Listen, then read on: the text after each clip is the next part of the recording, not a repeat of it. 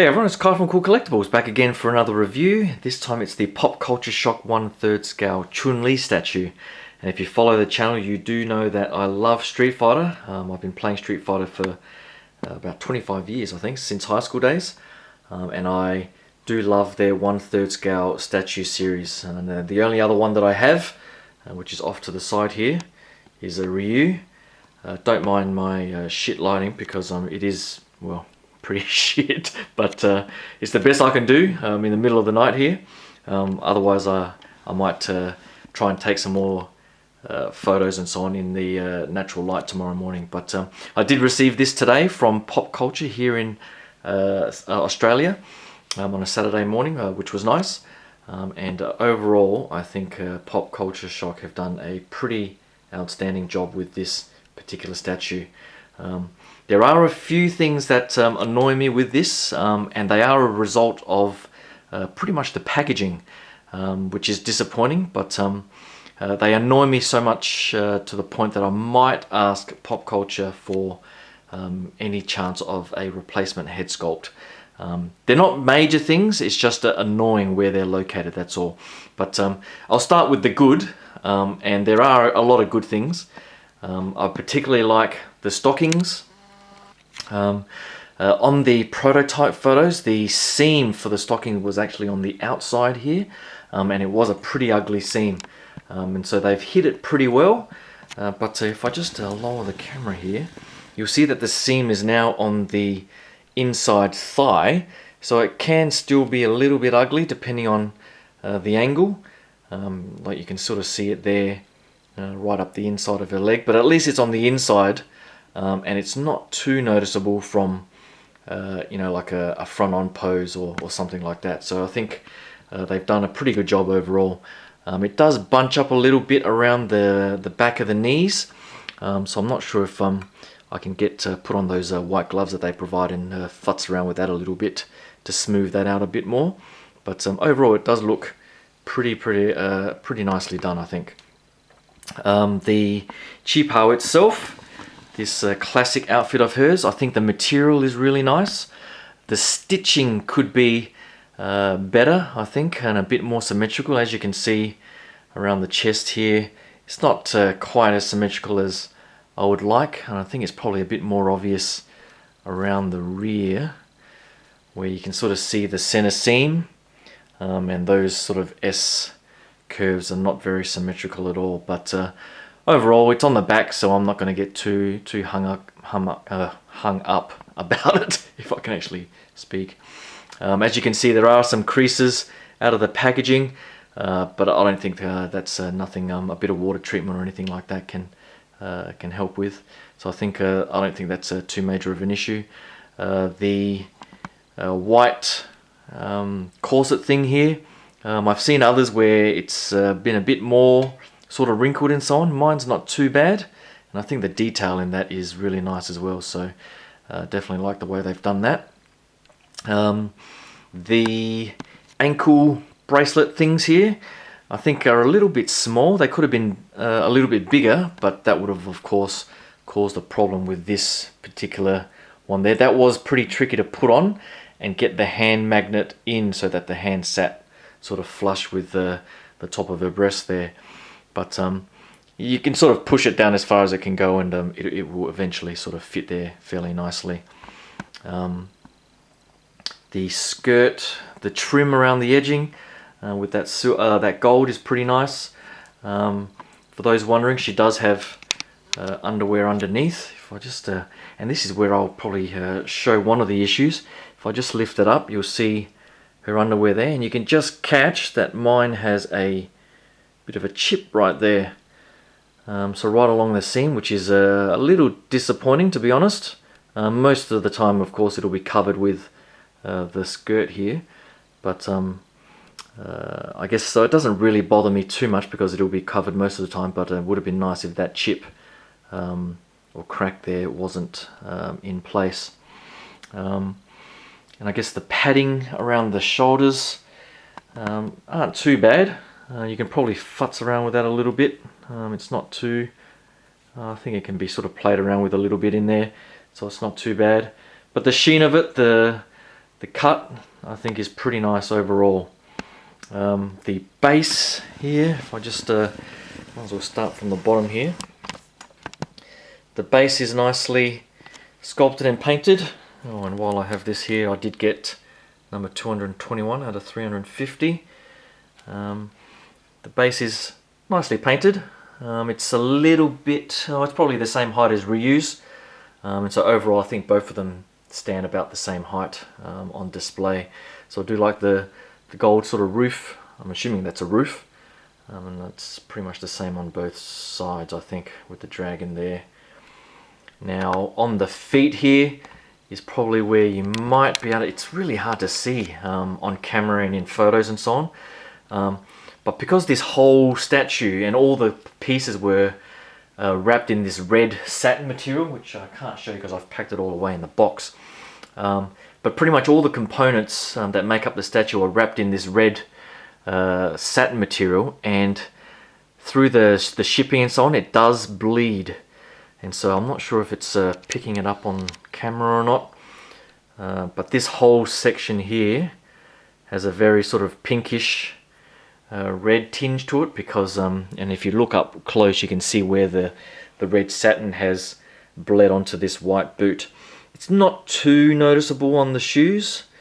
This side here probably doesn't have any as bad. So it is a little disappointed that they use that red material. I think if there's a lesson learnt and they want to continue using that sort of satin material, then they should just go with plain white, which wouldn't have this color bleed. The paint application on the arms and the face, I think it's almost a little too flat, to be honest.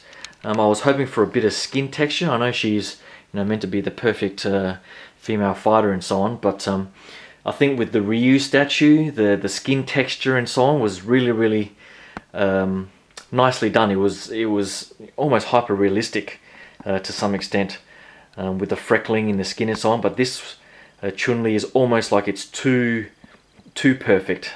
So it's almost like a very flat sort of color with not really all that much shading to sort of show the muscle detail and so on.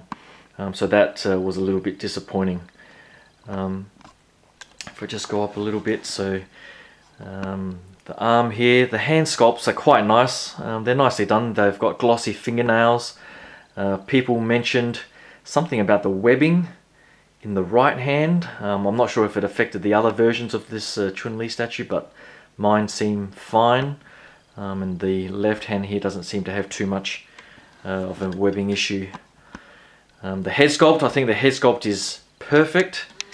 I love the way they've done the buns, and that sort of look to the side is just perfect for her. But again, apart from some really minor sort of blush on her cheeks, there's really not that much shading or texture in the skin. There's a bit of lipstick happening and the sort of eyeshadow, etc. But again, it's a very flat sort of paint application. Now if I just take the head sculpt off gently, I'm not sure if you'll be able to see, and you probably won't because my lighting is so friggin' shit in here. This part here has a big red smear on it, or a pink smear. I tried to wipe it off, but it just won't come off from the red satin. This side here has one right there and another one there. So it's really a shame that it's right on the white parts of her buns that make it quite obvious. If I can actually get it in the light here. Sorry about my bloody spotlights here, they are pretty... I might even see if I turn that off, does that help any? I don't know. So it's really hard to come up on camera, but when you're in hand you can see it pretty well. And I guess the worst part for me, which I'm not even sure is going to show, to be honest. Maybe I'll go over this side and zoom in.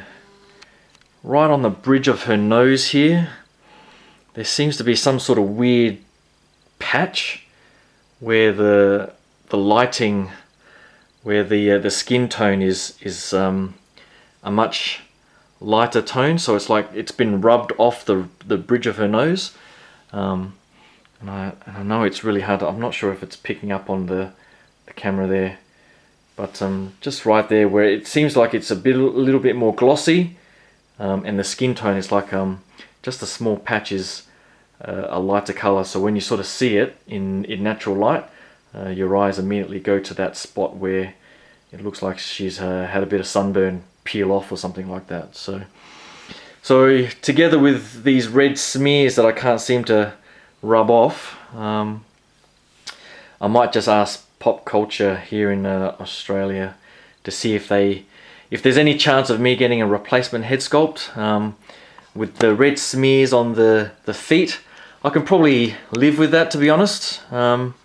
My eyes don't get drawn to it, but my eyes always get drawn to these red spots and that sort of weird patch on her nose. So hopefully they can organize a replacement or an exchange for that, because I don't know, this piece in Australian dollars cost about $1,500. I was lucky enough to get it at a discount because of the pre-ordering and the use of pennies and so on, but at $1,500 it's probably something that I just can't get past, to be honest. I know it's a bit of a nitpick, and normally I'm not as picky with these sort of figures, particularly with my 1/6 scale figures. You know, I'm pretty lenient on most things, but at $1,500, and for one of my favorite characters out of Street Fighter, I just can't. It bothers me enough that I'll probably end up talking to Pop Culture if they can do that for me. Hopefully they can, because it just came into stock, and I'm not sure if PCS themselves are still sort of sorting out replacement parts. There was talk of them sending out replacement hands for webbing issues. I don't actually know how true that is, because I haven't actually seen any photos from other collectors saying that they've received these revised hands. That's not an issue for mine, but hopefully they're able to help me out with a revised head sculpt. But other than that, I think with shelf presence, it's pretty bloody amazing. I guess, you know, at 1/3 scale size does matter, and I think standing next to Ryu, she does look pretty damn awesome. I think the next one that they've teased is Cammy, which I don't necessarily mind, but it is a bit disappointing. I was hoping they were going to stick with the original World Warriors and maybe go with a Ken or a Bison or something like that in 1/3 scale. But they've gone with Cammy, as you'd expect with that sort of physique. But we'll see how they go. I think the Sagat, haven't seen much about that recently, but hopefully that comes out soon as well. I don't have that pre-ordered, but I'll have to see if that can fit within the budget and the space in the room here. But hopefully you like that look at this Chun-Li. Sculpt wise, I think it's really, really nice. The pose is nice and subtle, not overly dramatic. The materials on the outfit I think are pretty nice, but definitely PCS, if you're going to be wrapping these pieces in satin-like material, please use white next time and not red, because it does bleed. But that's pretty much it. Hopefully you like that quick look at this new statue from Pop Culture Shock. Hopefully you click that like and subscribe button. I do have a whole bunch of stuff coming from Big Bad Toy Store soon, so hopefully you can stick around for that. Thanks again, and I'll talk to you guys soon. Cheers. Bye.